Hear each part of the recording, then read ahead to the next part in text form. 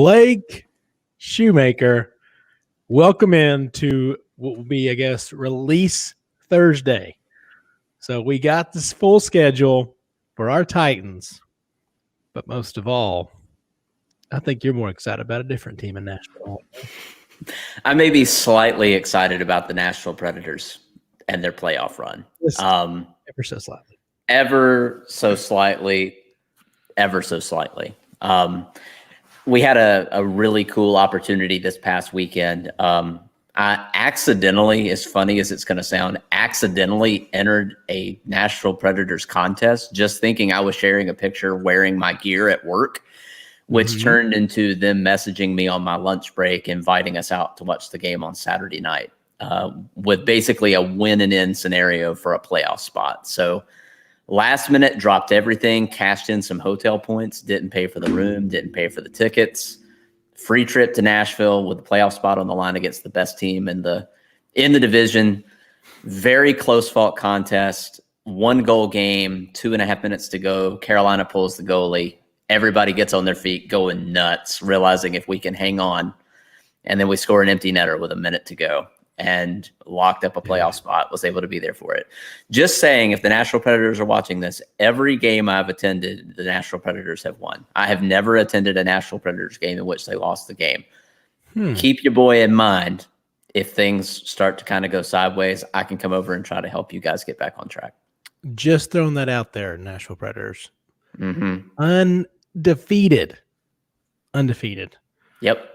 The best small sample size, but still undefeated. It doesn't matter. Big numbers are irrelevant.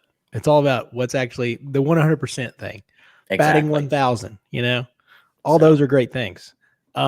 Speaking of great things, today's episode, as always, is brought to you by our great friends over at Parkway Poorhouse. If you are in Chattanooga or you're in the Chattanooga area, need a good spot to come grab some grub, want something a little different, maybe down by the Big Easy. Come on down to Parkway Poorhouse. Maybe, just maybe, catch a little watch party the next week or so. Maybe. Preds. Possibly. So, there are rumblings out there that a certain group that rhymes with hat, pin, jorts may be holding a watch party for one or more Nashville Predators playoff games. And just be on the lookout. They did release the schedule today for that first round matchup, opening up next Monday. Monday, Wednesday, Friday, and Sunday, if memory serves. We're still kind of looking at options at this point. But if we're having a watch party, you better believe we're having it at Parkway Poorhouse. Can't wait. So go on down, grab you some good beers, some good great food, actually. Best wings in town, not to be biased. And as a wing connoisseur, I take that very seriously. So I wouldn't say the best without them being the best. So head on down with our great friends over at Parkway. Head over to parkwaypoorhouse.com to plan your visit today. Also, what is planned today is the Tennessee Titans 2021 schedule. What were your initial thoughts, Mr. Shoemaker? I'll say this. In recent years, the Titans seem to have gotten the short end of the stick when it comes to factors such as primetime games, spacing of the schedule, and positioning of the bye. It seems as though a lot of those things, and I know the NFL will always say that there's no correlation, there's no bias when it comes to how good a team is, the market, stuff like that. But we know for a fact that Nashville has, when your only primetime game is always a Thursday night game against the Jaguars, come on. I understand that those years were not great years, but they're still fans of the team, supporting the team, wanting to see their team on TV, especially if you're not local to the area. That's one thing that I can say moving from Alabama a couple of years ago up to this area is that you really kind of take for granted being able to see your local team on the TV. And when you live in Alabama, especially on the Gulf Coast, and you're stuck watching New Orleans Saints games or, God forbid, Jacksonville games. Yikes. Not what you're looking for. We'll just kind of lay out the schedule for those of you who haven't seen it. The season starts for the Titans on Sunday, September 12th, getting to host a home game for the opener, and it doesn't start easy, hosting the Arizona Cardinals. With Kyler Murray, all those weapons. And a compelling kind of theme that goes throughout the season is that it's kind of revenge of the former team members or team members of ours that used to be on other teams. I mean, a solid half the games on the schedule this year. Yeah. You have either our players facing off against their old teams from last year or vice versa. So we have Malcolm Butler right out the gate with Arizona. The week after that, you go all the way to the West Coast to play Seattle. Then back hosting Indianapolis, at the New York Jets, at Jacksonville, a Monday Night Football game hosting Buffalo, which should be a whale of a game. Yeah, I know last year that one ended up being a Tuesday night affair, which was pretty weird. And I don't think any of us, saw it going the way it actually went, especially seeing how well the Bills were later in the year. But you get one half of the AFC Championship, and then the next week you've got to host Kansas City. So you've got the two best teams last year in the AFC playing them back to back, and then playing at Indy. Yeah. So that's a real measuring stick for where we're going to be, facing the two teams from the AFC Championship last year and then at Indy. Then you have a Sunday Night Football game at Los Angeles. And then the extra game added to the schedule this year, hosting New Orleans. And for those who may not be aware, when they've added this extra game, home field is determined. 1 year it'll be AFC has the advantage, and the next year it'll be NFC has the advantage. So AFC has it this year, hosting New Orleans. Then we host Houston, at New England, hosting Jacksonville, at Pittsburgh, which ought to be a good matchup. Then a Thursday Night Football game that's not Jacksonville. Finally, shockingly. Here we go, baby. Hosting San Francisco. Then we have football early January 2nd, hosting Miami, and then the final game on January 9th at Houston. So we already knew the teams. We just didn't know the spacing. Anything that jumps out at you, Chase, as far as like how it lays out, or what do you think? Oh, man, I mean, coming out with another hot start. I mean, those first three games, I think with Arizona, you're definitely getting a tale of former foes, not only former teammate in Malcolm Butler. You're getting people that know the Titans and Hopkins. And I mean, I know it's a different Titans team, don't get me wrong, but now J.J. Watt and DeAndre Hopkins, it's going to be a huge test for the secondary right out of the gate. I mean, you got a lot of new, I mean, it's not, there's some same, but there's also some different. And, you know, that's going to be a tough matchup. I know my thing with Arizona, and I know Trey posted something like this, they have all these weapons. They really do. And I get that. I know they're skilled. But Kyle Kingsbury is the man that's done less with the most. I mean, my goodness, that guy's wasted. I mean, even throughout college, in his career, he always fell upwards is what it seemed like. I mean, somehow he landed this job. But don't get me wrong. He's doing a good job. He's getting Kyler onto a right place. And Kyler is very tough, but also I really like how Vrabel comes out. And the only game he's lost with longer than a week was that weird Miami game that took 17 hours. So that's the only game he's lost when he's had long periods of time.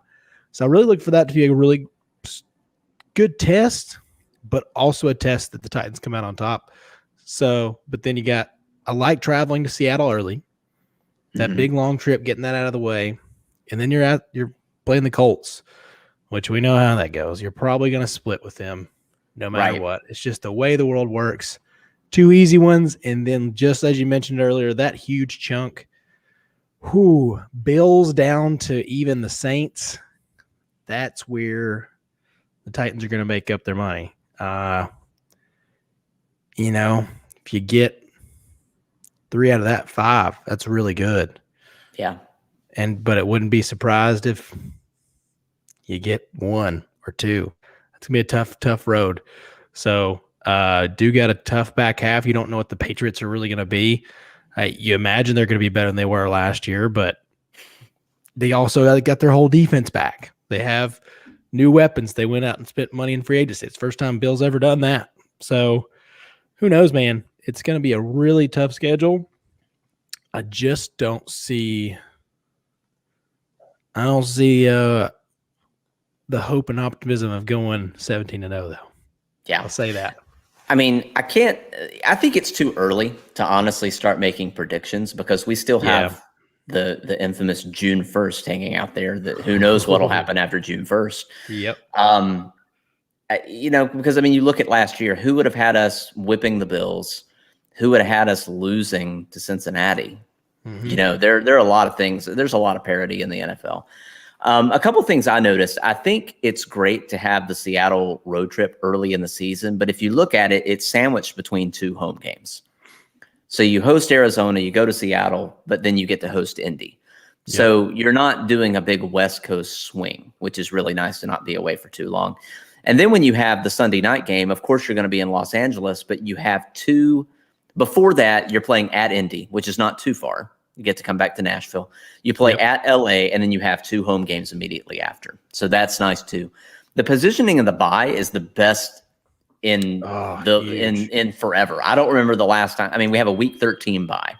So I don't remember the last time we had a bye that was that well positioned for what we want to do.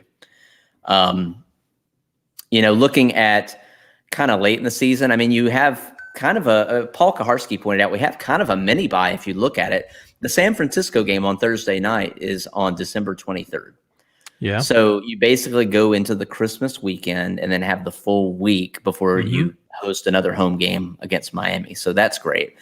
Another thing I think the NFL did a really good job of this year is better spacing of the divisional games, because we had ridiculous spacing where we had just a game or 2 between actually facing the same team again.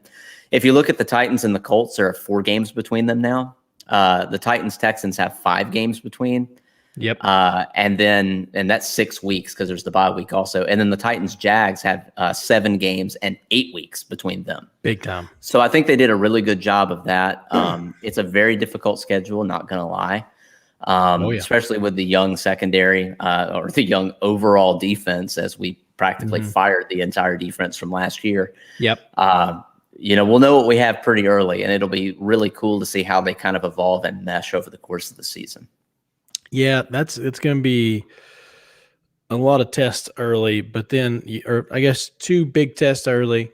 I think the Cardinals are really good, like, I guess, stepping stone to the next season, because it's a challenge, but also they're not world beaters. I mean, they're really good, and it's just finding out where they are in that process of going from not so great to taking that next level with a young team. 100%. And we got to see what this, the offensive line has to work itself out.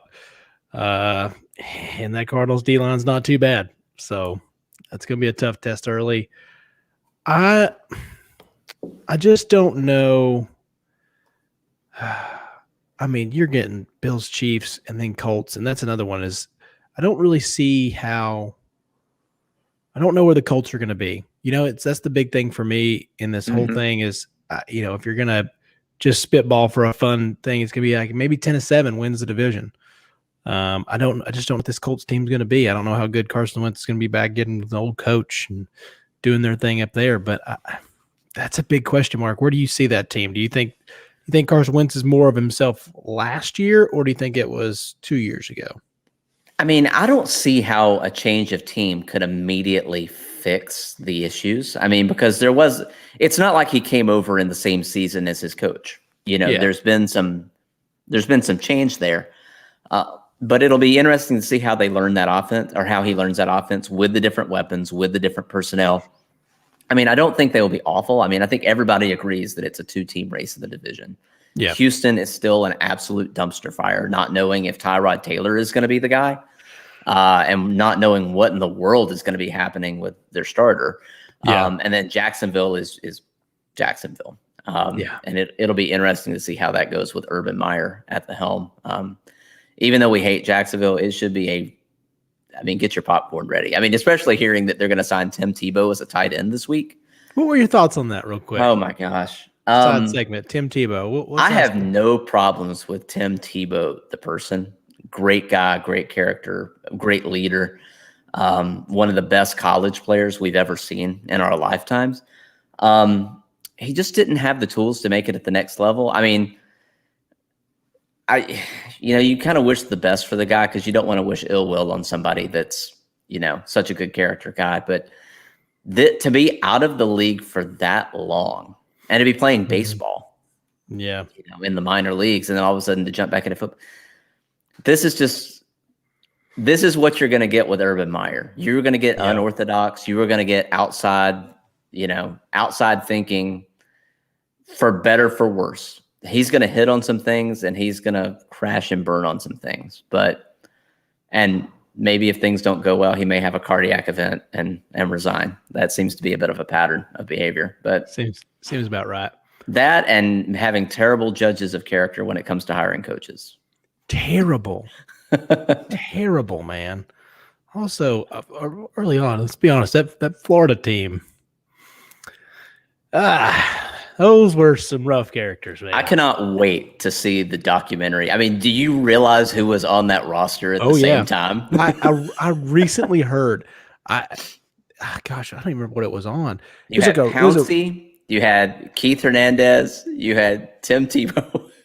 What a wild crew! Wild. It sounds like the cast of a reality TV show, is what it sounds. Oh, that's like. exactly like if they did like a cool intro MTV 1999 style, dude, that would be so good. We'd all be there tuning in to watch.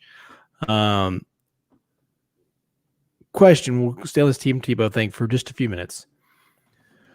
If Tim would have adjusted, let's say he even went like a Terrell Pryor route, it's like, hey, Timmy boy, you're gonna have your season as a quarterback. Good luck.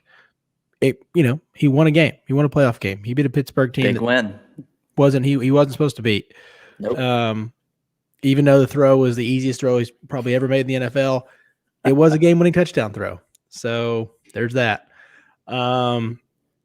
If he would have changed over early, because he's a special kind of athlete. Freak of nature, weight room. He obviously stays in shape for baseball, but also he's just a general health nut. He's just one of those guys. If he would have changed over earlier to an H-back tight end, do you think he could have made a long career? I think it would have gone better than it originally went, for sure. There were issues raised with his mechanics, his throwing motion, everything early on. And there was no change. And even worse than there being no change, it looked like there was really no effort to change, just on the outside looking in. Yeah.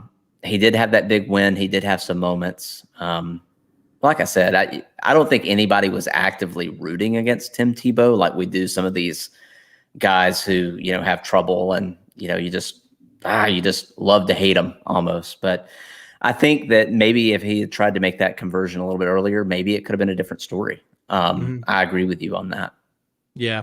I wonder there's got to be some sort of like side thing with signing him. I don't know if that's like a weird life coach type thing for Trevor.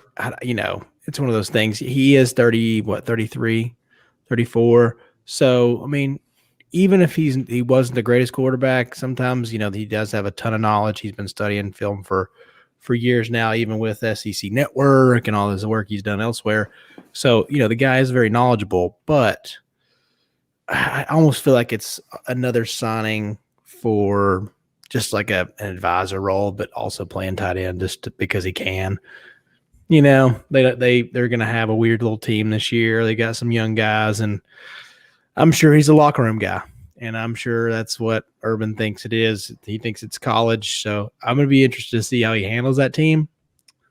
Personally, I don't think it's going to go that well. I think you got a gift in Trevor, but it's what he does with Trevor. It's going to be very interesting. That's true. I don't know, but I'm with you. I think it's a 2-horse race. Now, I will say this. After all that, do you think that second Jags game could be interesting, because I do think Trevor will at least have his wheels underneath him at that point. So that's the one that you're going to be like, well, you're coming off the bye. You got another kind of rival in the Steelers. Could be a creepy look-ahead game, yes or no? Could be. Anytime, week to week, any given Sunday, you never know what's going to happen. But the trap game seems to be a continuing trend for Tennessee, where they end up getting caught looking ahead to a big matchup the week after, and then boom, you lose to a team you really had no business losing to. Exactly. Still can't believe we managed to lose to the Bengals last year. Just horrendous. I forgot about that, to be honest with you. Yeah. I tried to block it out of my memory, honestly, but doing my research for the show, Hey, sometimes you just have to kind of kind of do the thing. So that's all you can do. Yeah. And then what's your favorite game as far as like, gosh, for a lack of a better term, what do you think the funnest game is for you? On the upcoming schedule? Yep. Gosh, there's some really compelling stories. I think it's funny that Vrabel is going to be coaching against every team he played for this year. Oh, wow. Kind of a funny little trend. He's coached against all of them individually. I don't know that he's done it all in one season. Seems kind of cool. I think that Buffalo game with the Monday Night Football atmosphere is a sexy pick for that one. Two high-powered offenses, two of the best teams in the AFC going head-to-head. Buffalo's still kind of, mad about that matchup last year where Tennessee not only beat them, they pretty well embarrassed them on a national TV audience. That one has really good potential. The Sunday Night Football game at LA should be pretty good too, I think. There are a lot of enticing matchups here, but if I had to pick a couple, I would say those are the two. Even though they're primetime games, it just turns it up even further. Yeah, I'm with you. I think those two are all of the primetime games that Tennessee was given are awesome. I'm going to be honest with you. I think that 49ers game, I think both teams are going to be fighting for, playoff position at that point. And obviously the 49ers are in a much tougher division, but that's going to be a spot where both those teams will be battling. It's right before Christmas. They kind of do, like you said, they have that half bye week. There'll be the Thursday night game, Christmas. That's one of those. It's going to be a big time viewed game. Like those right before Christmas, Thursday nightish, Sunday nightish, whatever the day it falls on. Those are always highly viewed games. Usually pretty good games because, like I said, they're going to be fighting for some sort of playoff positioning at that point. And maybe at that point you have Trey Lance in it. Who knows? So that could be intriguing. Derrick Henry late in the season. Welcome to December. Yep. That's going to be my favorite game, I think. That you got to look at the bye week leads into December. Like it's November the 28th at New England, and then to start December, we have that bye week just for him to kind of rest up a little bit to get ready for that hosting Jacksonville. Let those bruises heal up a little bit because our boy beats and bangs no matter what. He may not look like he does a good job of avoiding that kind of big contact, but still hits. Man, this is a good schedule. This is the best looking schedule as far as like from an entertainment value that I've seen in a long time. I mean, top to bottom, you start out with a good one. I love watching Russ. So that'll be something. I mean, if you're a fantasy guy, get a lot of good teams, a lot of good stat pushers on these, man, from every team. I mean, really, outside of like, I don't know how many people are going to pick up Carson Wentz or T.Y. I mean, that's, Colts, but probably not many. I'm intrigued. Corey Davis, with the Jets. I want to see how that looks with old Zach Wilson. So I'll get to see that firsthand because I'll be honest with you, I don't know how many Jets games we're going to be tuning into outside of that. Right. So. Something fun I have written in my notes here, like the games where we have players that are on the opposite team from they were last year. And you've named a couple of them. I'm interested to see if you could name all of them. If I give you the game, let's see how you do. Okay. So Arizona, we already said Malcolm Butler. The Jets, you already said Corey Davis. So Indianapolis. Who's on Indy?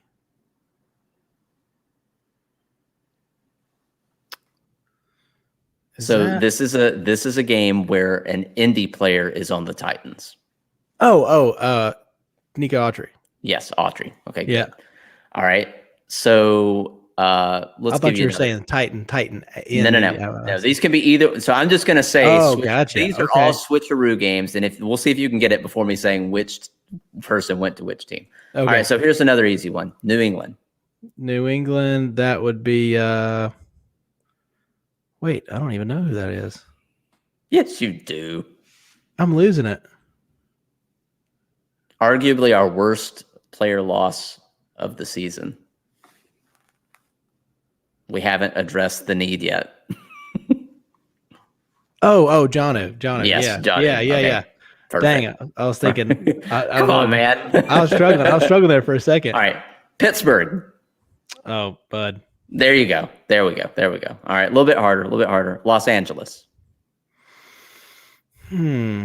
Oh, Reynolds. Josh Reynolds. Perfect. New Orleans. Oh, Jackrabbit. Jackrabbit. All right. Houston. Houston. This is probably the hardest one. Oh, I remember who's seen that. Give me a second. I remember seeing this. So it was a Titans player that went to Houston. Yeah. Vaccaro? No. I don't know. You're in the right area though. He's standing right next to him. We only had him for one season. Is it Logan Ryan? I don't know. Nope. 1 year. Desmond King. Desmond, dadgummit. Dude, I'm not gonna lie to you. I totally forgot about him. Man, I was psyched. He didn't do very much. I was psyched for that signing. I was like, man, we're gonna shore up this defense. And boy, was he a humongous. I mean, he's forgettable. Yeah. That's how bad that was. Wasn't what we hoped. I mean, he wasn't the worst signing by any means. No. Hello, Vic Beasley. But, shout out. Dude. But I mean, you're looking at a solid 10 games on the schedule where you have a player that literally played for the other team the previous year. Yeah. So it ought to be really interesting to see. Yeah. I'm very intrigued by there's a lot of redemption game stuff. There are. Man, Malcolm Butler. I heard one Buck Rising was talking about on his show. He went from, it was one of those things. It's like, man, Malcolm Butler, I don't want him guarding that guy. It's like Malcolm Butler is going to get absolutely cooked by AJ Brown, absolutely torn apart. So that ought to be interesting to watch. Yeah. We got some. Speaking of Reynolds, there's going to be some things that he's going to have to step up and be a real number 2. Yeah. Where are you on Reynolds right now? I'll be honest, I hadn't watched a ton. I actually went through and watched a little bit actually last week before the show, just to kind of get a refresher. I wanted to see what this guy looked like. And I mean, it's not the same, but as far as like some of the yards after catch stuff, strong hands, has some Corey like tendencies. Like I really think he could be a comp. He's not going to be the same guy. I think Corey's just kind of a special, potential athlete. Let's be honest. I mean, he was really good. He had really good games, underwhelming at times. But I think Reynolds can be very similar. Pretty good speed out of there.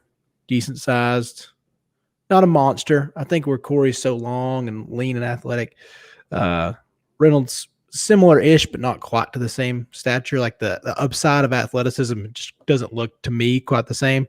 But I've also watched a lot of Corey, so who knows? Reynolds could be very similar. You're not counting on Reynolds to be your number 1, but he has to be a solid threat to take the pressure away from AJ so that he's not constantly getting doubled. Yeah, I really hope this Des Fitzpatrick thing is as hoped, because he's gonna have to be. I think honestly, I think Reynolds is a very low end number 2 from what it looks like. But, he had to play behind 2 guys that were absolute studs. Cup and, just blanked again. Robert Woods. There we go. Robert Woods are both very, very talented 1A, 1B type guys for that team. So they didn't have to do a whole lot. They had some tight ends they used. So Reynolds never had to be that guy. Maybe he's got some chip on the shoulder type mentality that he wants to prove to himself that he is a 1B, in their minds, of course, you want to have that kind of mentality. AJ is going to be AJ. We've got to find out a tight end. We've got to find a tight end somewhere. I'm sure you and I both talked about there's some shopping going around from what it seems like from Titans News. Just don't Atlanta signed one of them today. Yeah. So I don't know. I've not heard anything more on Njoku or any of those guys yet. So it's going to be very interesting to see. I don't know if you've heard anything else. Not yet. I mean, I just heard that, what is it? Parker Hesse. That's who the Falcons signed today. So he's off the board, but he wasn't really one we discussed. We talked about mainly Njoku, OJ Howard, and OJ then, is another one. Yeah, Zach Ertz. Yeah. The thing about OJ, I love OJ, but coming off an Achilles injury, scary, man. That is scary. There's definitely a degree of risk there. We shall see. Yeah. Well, buddy, short pod tonight. Got anything else for the Titans world? Not really, man. Just kind of waiting and watching. I did mean to bring this up. I don't know if you saw our friends at Broadway Sports earlier today shared that as somebody roars by my house on a Harley. That was really loud. Yeah, it was. I know. I'm sure it did great on the microphone. Oh, it's perfect. Beautiful. They tweeted earlier today that the Atlanta Falcons had shared their wallpapers on social media that you could download for your computer or your phone. And there was a certain player that wasn't included. Excluded. I forgot. I put the mental note in my brain earlier, but it's not working great right now. Yeah, so Julio Jones nowhere to be seen in any of those. And you would think that your star wide receiver would be there. But the weird thing is, and I did not know this until just a few minutes before we went online, I kind of researched a little bit. Would you believe that last year when they released the 2020 schedule, they didn't include him in any of their stuff then either? Like, why are you not marketing your superstar wide receiver? Maybe they thought they were going to trade him last year too. Yeah, maybe they've been less quiet about it this year. They're just like, listen, we can't take this cap hit again. Like, we can't do this. So maybe they just know for sure. I don't remember. That's one thing. I don't remember them being rumblings last year. No, I never heard anything. Yeah. So this year, I mean, clearly it sounds like there's rumblings, but like there's no way they're going to be able to hang on to their current roster as it currently sits. No, it's next to no chance of them being able to restructure all of those players. There's going to be, casualties due to the salary cap, and it just 1,000%. June 1st cannot get here soon enough because it is going to be really interesting to see. It is going to absolutely break my heart if he goes and plays for the Ravens. I cannot deal with that if he goes and plays for the Ravens. Don't want any part of it. Don't want to think about it. I was really happy until you said that because I didn't think about it. I forgot that was kind of a team. They're the betting favorite right now. If you bet where he ends up, they are the betting favorite currently. Yeah. Titans still up there, but the Ravens are the favorite. Them and the Colts were on there. There was some weird teams that were it seemed like the Titans, Colts, and Ravens were top three. I just kind of forgot about that. Dadgummit, that makes it. Gosh, I don't know what would hurt worse, him going to the Ravens or the Colts. I think I'd rather him go to the Ravens. The Colts. I'd rather him go to the Ravens. I'd rather because then, oh my gosh, could you imagine? It's Marvin Harrison all over again. Yeah, it'd be one of those things where he and Carson are at that point in their careers like, hey, we got some to prove. Let's do this. And then it's going to make Carson's numbers look great. Man, and I love Fulton, but that'd be a tough go, my friend. That would be a tough go. That sure and would. TY. Yikes. So Caleb Farley, good luck, buddy. Because you're guarding one of those guys. Yeah. Welcome to the league. He's probably have to get a dose of DeAndre early. So it's gonna be intriguing to watch. It's a good little group down there. Who else? Yep. They signed somebody else wide receiver, didn't they? Maybe not. I don't remember. I know that the JJ Watt thing was really big. Yeah. So, I mean, that's the recipe. You start with a young team, a good nucleus, and then you bring in veteran leadership and DeAndre Hopkins and JJ Watt. I mean, you've got the makings of something really special. Really special. They're gonna be a good team. It's gonna be a great test. Like I said, I trust in Vrabel. Long layoff before game preparation. He's killed it. One super, super weird Miami game is the only thing he's got on his notch. So shout out to that, man. But appreciate it. Fans, like, subscribe, 5-star review wherever you listen to podcasts. I'll have this out tomorrow morning, unlike last week where I screwed up because of moving. It sucks, but we've got a cool new background. I'm going to get some fun things here behind my head if you're listening. So, going to have a good setup. Mr. Shoemaker, where can the people find you, my friend? You can find me on Twitter at Blake the RX Guy. All right. You can find me on Twitter at MCGreen423. So follow us on there. We got all the Titan stuff coming in. It's going to be interesting off season, but most importantly, who's in the playoffs? Nashville, baby. Yep. And don't forget that series starts on Monday at Carolina for 2 games before coming back to Nashville for the next 2. Be on the lookout. We're definitely working on getting a watch party going on at the Parkway Poorhouse. So can't wait. Can't wait, man. That's going to be a really fun watch party too somewhere. Getting the juices back going because shout out to the CDC today. Dropping some big news. So, no mask mandate. Hooray, science. Hooray, science. Shout out to science, dude, getting the W for today. As always, people, we appreciate it. Tighten up. Tighten up.